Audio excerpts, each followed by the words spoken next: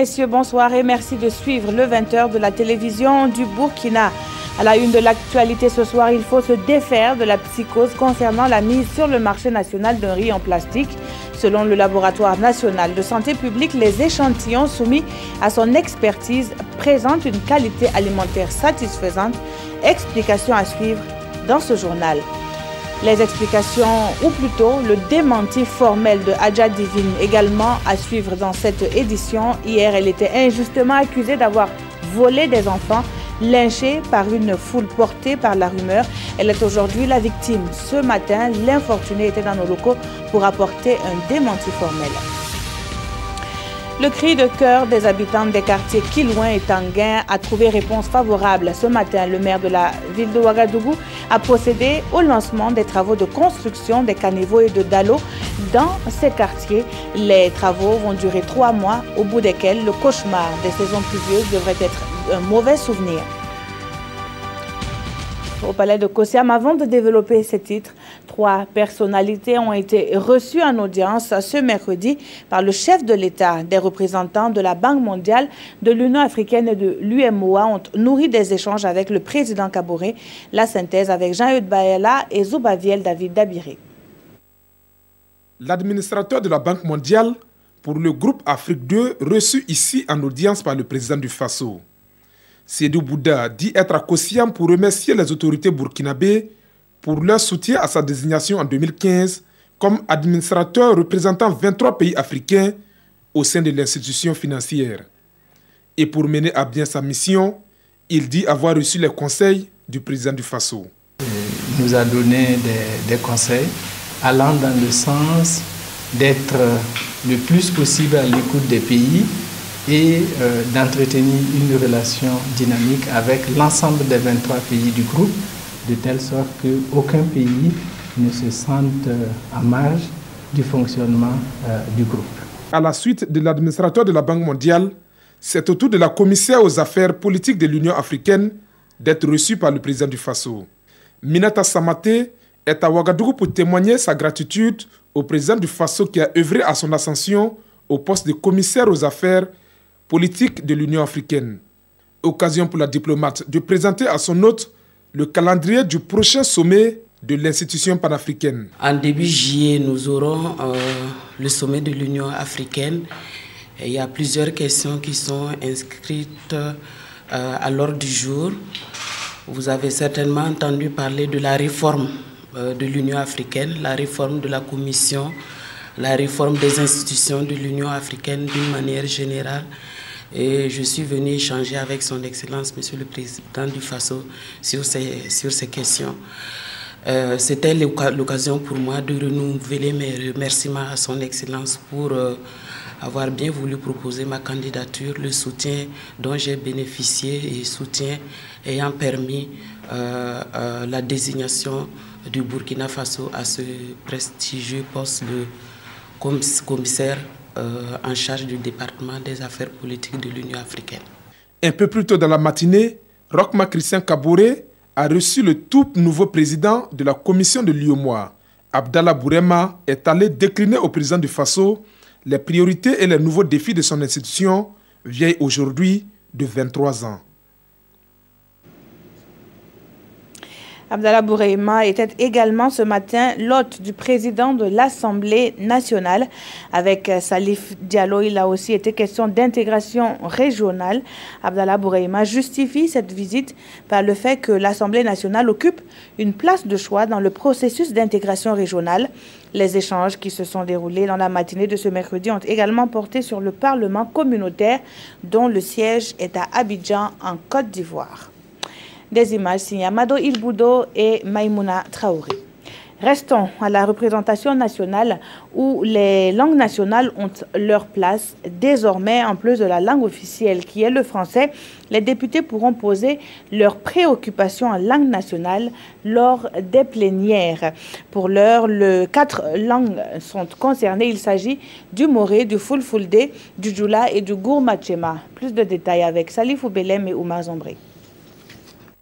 L'Assemblée nationale veut être encore plus proche du peuple avec l'acquisition de ces équipements de traduction simultanée Désormais, les interventions des représentants du peuple lors des plénières seront traduites dans 4 langues nationales.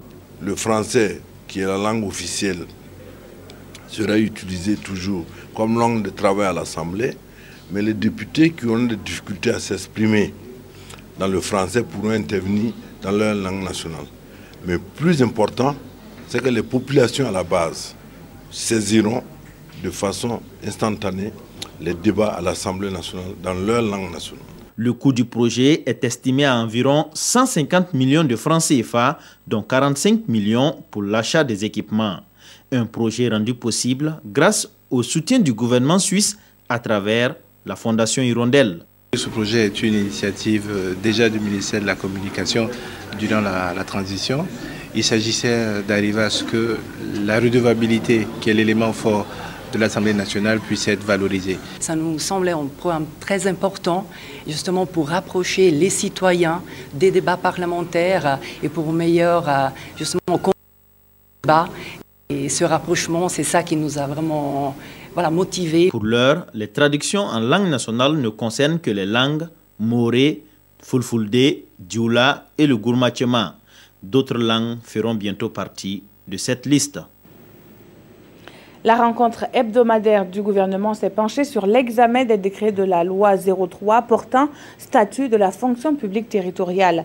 Le Conseil a par ailleurs adopté un rapport pour l'organisation prochaine d'un forum national sur la sécurité. Plus de précisions sur le Conseil des ministres de ce mercredi dans ce compte-rendu signé de Yacouba Gamene et Draman Dadian. Le Burkina a mal à sa sécurité intérieure, un civisme tout azimut.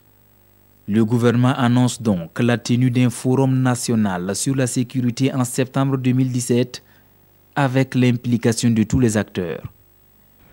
Outre les questions sécuritaires, ce mercredi, l'exécutif passe à la loupe 19 décrets d'application de la loi 03 portant statut de la fonction publique territoriale. Ces 19 décrets portent au-dessus les conditions de la coordination entre les différents régimes de pension, sur la question des indemnités, sur la question de l'organisation des concours, la fonction publique territoriale, sur le classement indemnitaire, comme j'ai dit, sur l'organisation des avancements, en fait tout ce qui va régir donc cette fonction publique territoriale-là, conformément à la loi 003-2017.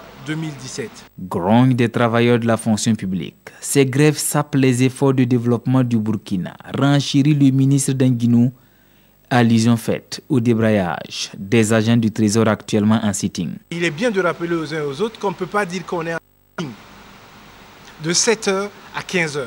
Cette grève-là, au-delà même de la question de la mise à disposition des salaires qui ont été en partie traités, pose d'autres problèmes.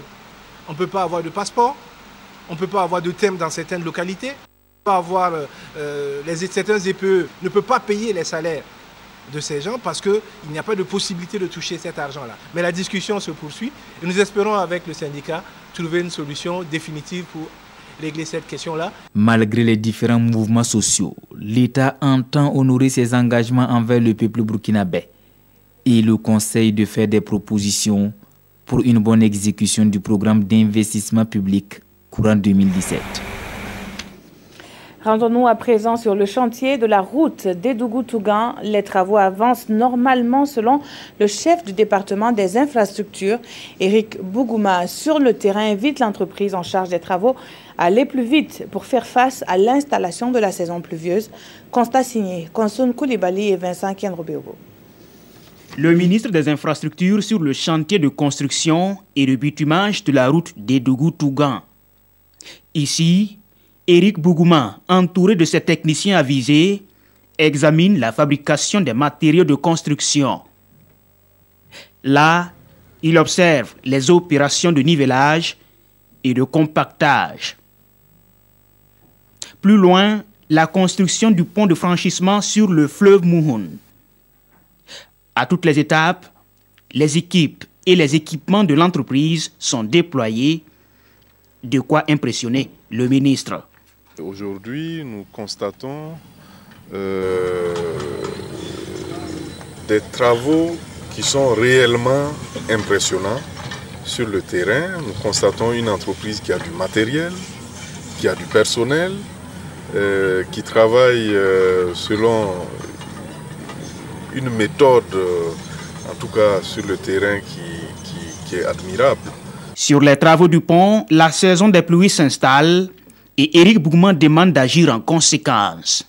C'est un pont qui sera un pont moderne et donc nous avons invité l'entreprise à accélérer les travaux parce que une venue massive d'eau pourrait gêner en tout cas les travaux de construction de ce pont-là. Jusqu'à maintenant, nous sommes dans le délai, d'accord, et avec le rendement, même on a fait actualisation, donc on est toujours dans le délai et le planning.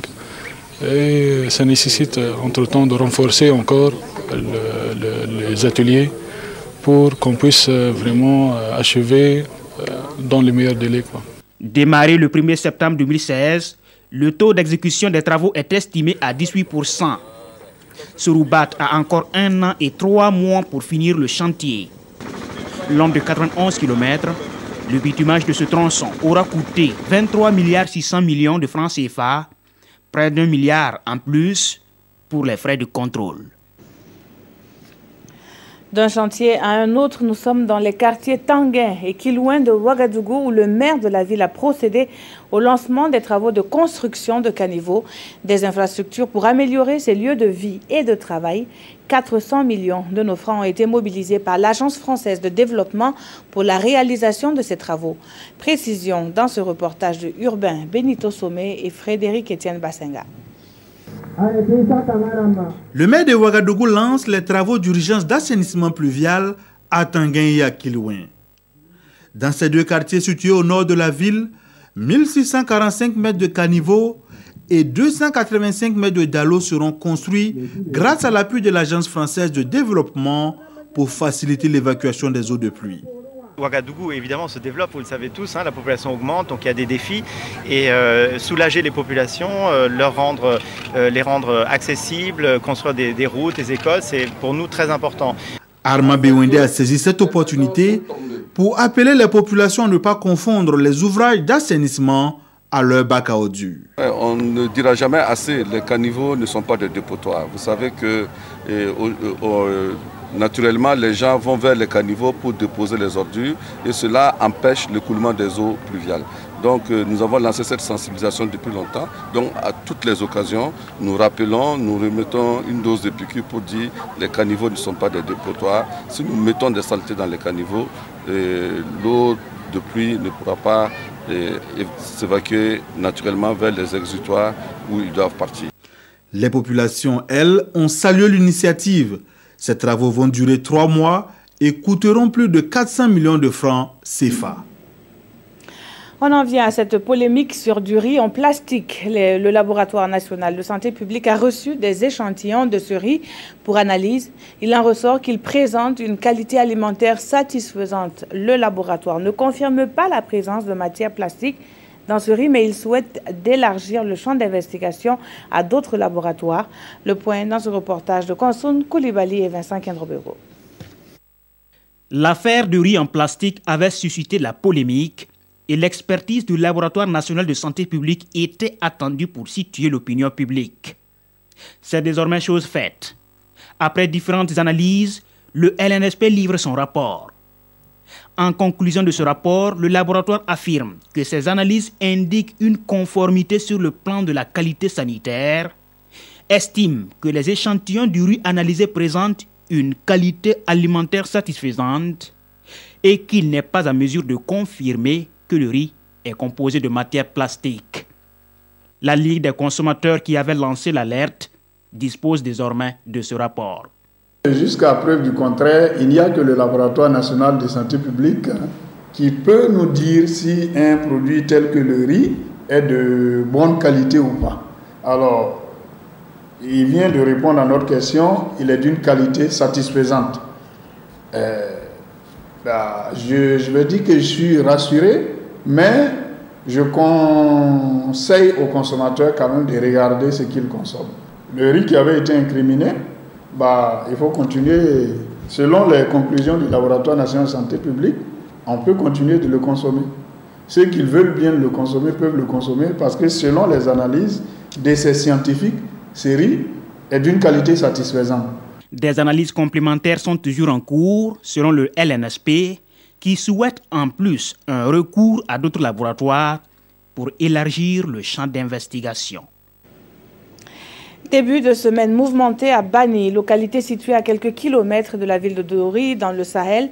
Des habitants sont sortis exprimer leur mécontentement au lendemain de la tenue d'une session municipale empêchée par des individus. La session prévue se tenir le 20 mai dernier devait élire les 2 conseillers régionaux de la commune de Bani, Brema Kane et Bernard Diasso.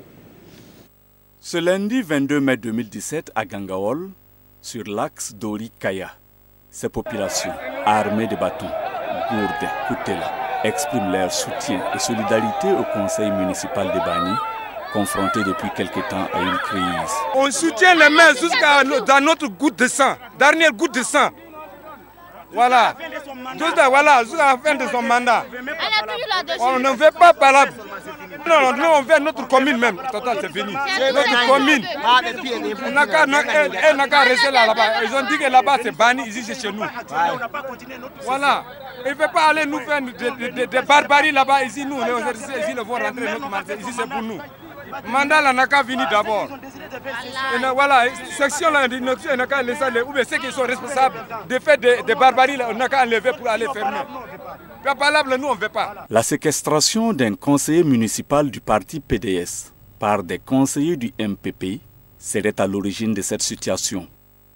Nous avons en tout cas demandé à ce qu'ils puissent libérer ce dernier parce que tout simplement, ils n'avaient pas le droit de le séquestrer.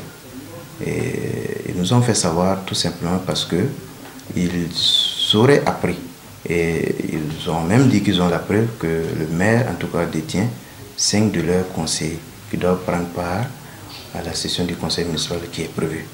Nous sommes arrivés, on a vu le maire, on lui a expliqué la situation. Et en tout cas, il nous a dit que chez lui, il n'y avait même pas de problème si nous sommes dissuadés à échanger avec les 5 conseillers. Chez lui, il n'y avait vraiment pas de problème. Donc nous avons trouvé une salle à côté. Ils ont fait venir les 5 conseillers, nous avons échangé avec eux. Ils nous ont affirmé qu'ils sont en tout cas venus de leur propre gré pour prendre part à la session du conseil municipal. Fort heureusement, l'intervention de l'autorité locale, provinciale et régionale a permis d'éviter le pire à ces populations de Bani et de Gangaol qui ont en commun la même commune. Le gouvernement burkinabé au chevet des victimes des affrontements survenus dans le centre-ouest entre Kolgowego et population. Une délégation conduite par le ministère en charge de la solidarité nationale est allée apporter soutien moral et financier aux familles touchées par ces manifestations. Carnet de route signé Roger Bebamba et Mounira Kéré. Le village de Goundi sous haute sécurité, les affrontements entre Kolgowego et population ont endeuillé 2 familles de ce village et blessé plusieurs personnes. Ici, une délégation du ministère en charge de la solidarité nationale témoigne sa compassion aux victimes et réitère ses condoléances aux familles éplorées. Je vraiment vous dire merci, dire beaucoup merci au gouvernement pour leur présence ici, pour toutes les actions qu'ils ont menées, ça leur va tout droit au cœur. Après Goundi, cap est mis sur Dialgo et c'est à Tienado que la délégation est reçue. En plus du soutien moral, le ministère apporte 5 tonnes de vivres au profit des familles affectées des 2 villages. Nous sommes là pour pouvoir apporter un petit appui alimentaire parce que nous savons que les victimes ne sont plus à mesure peut-être de mener les activités pour soutenir leur famille. Donc en attendant donc leur établissement pour les blessés et en attendant peut-être que la famille puisse mieux s'organiser, nous avons pensé qu'un appui alimentaire serait très intéressant pour ces familles-là. Au moins 20 familles sont touchées par ces affrontements entre Kolgowego et population. Les blessés sont entièrement pris en charge grâce au Fonds national de solidarité, a souligné Fatih Ouedraogo. Et le ministère promet son soutien aux veuves, surtout dans la scolarisation des orphelins. Cela aurait pu arriver à n'importe qui, sortie pour acheter du lait infantile. Elle a été accusée d'avoir volé plusieurs enfants. Commence alors le cauchemar de Adja Divine qui sera humiliée et lynchée par une foule en liesse en pleine capitale. Ce matin, l'infortunée est venue livrer sa version des faits. Elle dément l'accusation selon laquelle elle aurait volé des enfants et attend surtout que justice lui soit rendue. Nyarkiteda. En proie hier à la vindicte populaire pour supposé vol d'enfants, la victime crie aujourd'hui à l'innocence. Adja Divine, la star de la musique burkinabé, puisque c'est d'elle qu'il s'agit, a accouché il y a 6 mois de cela et est bel et bien mère d'une fillette. Mon accouchement n'a pas été facile, ça a été par césarienne. Donc depuis là, moi je ne sortais pas, jusqu'à ce que l'assurance de ma voiture soit périmée le 5. Maintenant, mon enfant même était malade. Et on nous a laissé de rentrer. Hier matin, qu'on nous a libérés à l'hôpital. Et quand je suis rentrée, elle n'avait pas de Cerelac, puisqu'elle a 6 mois, elle boit la bouillie maintenant.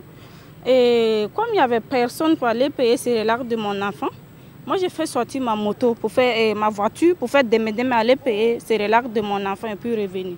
Le retour sera douloureux pour elle. Juste avant d'arriver au feu de Palace Hotel, j'ai vu la police routière qui était là. Quand j'ai vu la police, automatiquement, j'ai tourné à gauche, j'ai pris la voie rouge pour contourner la police, puisque eux faisaient leur travail sur le goudron. Quand j'ai contourné la police, allait payer le Cerelac de mon enfant. Et quand je revenais, j'ai fait la même chose. J'ai contourné la police, les laisser aussi le goudron et puis prendre la voie rouge. Toujours selon sa propre version, elle a été poursuivie jusqu'au déchaînement inouï.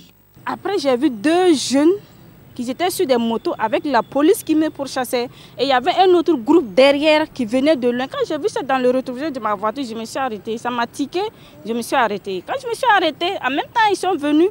Et le policier est descendu avec Kalash. Il me dit non, qu'un genou. J'ai fait un genou, que les mains sur la tête. J'ai fait les mains sur la tête. Et son collègue a dit non, que madame, levez-vous. Je me suis levée, que les papiers du véhicule. Moi, j'ai donné les documents du véhicule. Et son collègue a dit que bon, c'est bon, on a eu les documents du véhicule, partons. Et l'autre a dit non, il n'y a pas question, que lui, il faut qu'il rentre dans la voiture avec moi et puis me ramener dans leur brigade. Je dis, il n'y a pas de problème, il est monté avec moi. Entre-temps, moi, j'ai vu la population qui nous suivait, qui nous lançait des gros cailloux, il y avait d'autres qui avaient des machettes, que je suis une voleuse d'enfants. Donc c'est dans ça, lui-même, il a vu que non, situation que lui-même il a créée, Gongon comme lui-même il a créé là, c'est devenu vraiment ingérable. C'est là il m'a dit, madame, accélère, ne t'arrête pas. Je dis, mais je ne peux pas, accélère, il ne faut pas t'arrêter. Donc c'est dans ça que j'ai accéléré jusqu'à on est arrivé au goudron. Il me dit de fuir, que d'aller au commissariat Bordeaux. Donc maintenant, arrivé au feu de Petrofa, on est bloqué, il y a des véhicules devant, derrière, gauche, droite, on est bloqué, je ne pouvais plus rouler. C'est dans ça que la population est arrivée, les jeunes qui nous suivaient avec les motos, ils sont arrivés, ils m'ont fait descendre par force dans la voiture, commencer à me frapper. La star sera lynchée, humiliée et porte les séquelles, et certainement pour toujours. La victime pointe un doigt accusateur sur ceux qui ont tenté de l'arrêter. Elle a saisi la justice ce jour même, mais en attendant, Adja Divine s'adresse aux autorités, car selon elle, l'heure est grave au Faso. Regardez mon nœud. Donc je suis venue pour interpeller les autorités. Ils n'ont qu'à se lever, essayer d'arrêter cette violence-là. Parce que je ne sais pas exactement où va le pays. Elle a été sauvée hier de justesse. Et pour Adja, que cela n'arrive plus à un fils du pays et invite du même coup la population à la retenue. Et la police a également sa version des faits dans un communiqué rendu public ce soir et signé de sa division communication et relations publiques. Il est dit qu'une dame interpellée au carrefour terrain BCAO a refusé d'obtempérer. Selon la police, la dame était également poursuivie par 2 individus à moto et l'accusait d'avoir enlevé un bébé. L'équipe de policiers en mission de l'interpeller a tenté de la conduire dans le commissariat le plus proche, mais a été débordée par une foule en colère au niveau du feu Petrofa Ouaga 2000. Toujours selon ce communiqué, la dame n'a eu la vie sauve que grâce à l'arrivée des renforts et a été conduite au CMA du secteur 30. La police nationale dit déplorer fortement cet incident et invite les populations au calme. En attendant que la lumière soit faite sur cette affaire qui n'honore pas l'image du Burkinabé, une halte a été observée pour un autre espoir, celui de la guérison, pour les victimes de fistules obstétricales. C'est à Tenkodogo, dans le centre-est, que les acteurs se sont retrouvés pour commémorer la journée internationale de lutte contre les fistules. Le message est clair, les fistules ne sont pas une fatalité. Urbain Benito Sommet, Estelle Judith Assokba, reportage. Une journée pour rendre hommage à ces milliers de femmes qui souffrent de la fistule obstétricale. À Tenkodogo, des voix s'élèvent pour dire non à cette maladie. Aujourd'hui à Tenkodogo, tout le monde est mobilisé pour que la fistule soit éradiquée définitivement au Burkina Faso. Donc au-delà de l'espoir que nous portons aujourd'hui, c'est l'espérance que le gouvernement du Faso veut apporter à toutes ces femmes que nous célébrons, que nous félicitons et que nous accompagnons en tant que partenaires. Des progrès sont enregistrés dans ce sens depuis les 4 dernières années au Burkina Faso. À ce jour, ce sont 2500 femmes qui ont été traitées. Mais des efforts restent cependant à faire. C'est pourquoi une invite a été faite à tous pour protéger les femmes et les filles de la survenue de la fistule. Je voudrais vraiment lancer un appel aux mécènes, aux individus et aux personnes donc, du Burkina Faso, de manière à accompagner le gouvernement du Faso dans le financement de la prise en charge de la fistule obstétricale. C'est possible de participer en ne prenant pas juste une bouteille de bière par semaine et puis comme ça on mobilise de l'argent pour accompagner les femmes. Cette commémoration a débuté depuis le début du mois de mai par des activités de sensibilisation et une formation des prestataires suivie d'une campagne de prise en charge des femmes victimes de fistules obstétricales au CHR de Tenkodogo. En bonne santé, les femmes contribuent à l'économie nationale. Comment? La Fédération Femmes et Développement du Burkina répond avec une exposition-vente. Le savoir-faire de la gente féminine s'y décline sous plusieurs formes, avec un point d'honneur pour la transformation des produits locaux. À la Maison du Peuple où se tient cette exposition, nous retrouvons Siedi Larienne et Yolande Lompo. Des gâteaux à base de grains de coton. La dégustation de ce mets local se passe à la Maison du Peuple de Ouagadougou à l'occasion de la 3e édition des 72 heures de la Fédération Femmes et Développement du Burkina Faso. À travers ces journées, les femmes de l'espace Umoa contribuent à donner d'une part de la valeur ajoutée au coton et d'autre part une identité culturelle à leur pays. Avec la consommation des produits locaux, vous avez de la santé parce que ces produits-là, ce sont des produits qui sont frais. Ce n'est pas des produits qu'on a mis des années avant d'apporter au niveau du Burkina Faso. C'est nous-mêmes qui produisons. Vous savez que si nous prenons le domaine du tissage aujourd'hui, près de 80% des acteurs sont des femmes. Donc, les productions vont leur permettre de pouvoir créer des emplois. Le but étant d'inciter les populations à consommer local, la présente foire devrait contribuer à accroître les revenus des producteurs, mais aussi à créer un cadre de rencontre B2B entre eux et les professionnels des différents corps de métier. On a déjà remis 15 millions à un certain nombre de femmes tisseuses pour pouvoir accroître la production et améliorer également la qualité des pagnes. On va également former les femmes en entrepreneuriat, mais également à différents métiers. Je pense qu'on est déjà sur la bonne lancée. Créée en 1992, la Fédération Femmes et Développement du Burkina Faso compte en son sein plus de 100 000 membres et est implantée dans les 13 régions du pays.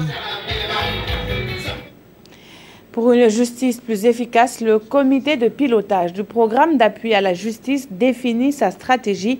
La première session ordinaire de ce comité en est le cadre qui réunit autour d'une même table les acteurs de la chaîne judiciaire et des partenaires techniques et financiers. Les détails de cette rencontre avec Amado Ilboudo et Aruna Mari. Le programme d'appui à la politique nationale de justice passé à la loupe par les acteurs de la justice. L'exercice premier du genre pour l'année 2017 est un moment privilégié pour examiner les différentes actions menées sur le terrain afin de répondre aux attentes des justiciables. Donc c'est une instance très importante pour nous qui va, après cette rencontre, on aura une nouvelle orientation et le programme va être certainement discuté et consolidé afin de nous permettre de mener les activités en vue de rendre la justice efficace. La mise en œuvre du programme national d'appui à la justice a permis de disposer des acquis comme des projets de textes pour l'amélioration du fonctionnement de la justice, foi des acteurs. Mais d'autres défis comme la modernisation de l'appareil judiciaire restent en souffrance. Dans ce élan pour une justice plus performante, l'État burkinabé peut déjà compter sur l'appui de ses partenaires. Nous allons consolider tous les chantiers que nous avons mis en place. Or, nous avons mis énormément de chantiers en place puisqu'on couvre l'accompagnement de toute la politique nationale de la justice. Et donc peut-être c'est le moment de se focaliser un peu plus sur certains chantiers. Et je dirais qu'un des chantiers les plus importants, c'est le renforcement de la chaîne pénale. Et là, nous avons fait des études diagnostiques sur les contraintes et nous allons nous appuyer maintenant à mettre en œuvre ces recommandations. Au cours de la rencontre, il s'agira également de toiletter les anciens textes afin de les adapter au contexte actuel. La prise de mesures normatives en phase avec la politique nationale de justice et le renforcement des capacités du personnel de la chaîne judiciaire figurent aussi parmi les enjeux de cette rencontre. La série de mutineries en Côte d'Ivoire et la liberté provisoire dont bénéficie l'opérateur économique Inoussa Kanazoué sont les sujets commentés dans les parutions du jour. La revue de la presse est signée ce soir de Aimé Solange Guigma. Arrêté le 19 avril dernier, puis inculpé pour fraude fiscale, tromperie de consommateurs, le PDG de Simfaso, Inoussa Kanazoué, vient de bénéficier d'une liberté provisoire, indique le pays, ainsi que ses collaborateurs, précise le quotidien. Contre le paiement d'une caution de 700 millions de francs CFA, souligne aujourd'hui au Faso. Toujours au coin de la justice, en droit de la mort de Salifou Nebié, le mystère reste toujours entier, lit-on dans le pays. À l'occasion de ce triste anniversaire, le collectif Justice pour Salifou Nebié souhaite que la lumière soit faite sur ce qu'il considère comme étant un crime politique. Autre point de l'actualité, le quotidien Bobolé indique à sa une qu'un agent de santé du centre hospitalier universitaire Sorosanou, agressé par un accompagnateur de patients, a coûté un arrêt de travail dans plusieurs services. L'observateur Palga note une journée morte observée par le personnel du dit centre pour dénoncer la situation d'insécurité dans laquelle il évolue. Conséquence, de nombreux patients comme cet enfant qui souffre de brûlures au visage n'auront pas de soins. Mutinerie à répétition en Côte d'Ivoire, Ado Yako lance l'observateur Palga. Tout est Nyagami en Côte d'Ivoire renchérit aujourd'hui au Faso. Des démobilisés de la Grande Muette ivoirienne sont redescendus dans la rue hier à Boaké et réclament 18 millions de francs CFA plus que les ex-rebelles. Ça commence à être un peu fort de café pour le pouvoir ivoirien, note ce journal. Espérons alors que le président Ouattara pourra tenir fermement le gouvernail du navire, quitte à céder pacifiquement et démocratiquement la direction à son successeur, conclut Sidoya. Merci d'avoir suivi ce journal. La lecture du Conseil des ministres, le journal de la campagne et la dernière session d'information sont à suivre dès 21h. Très bonne suite de programmes sur la télévision du Burkina.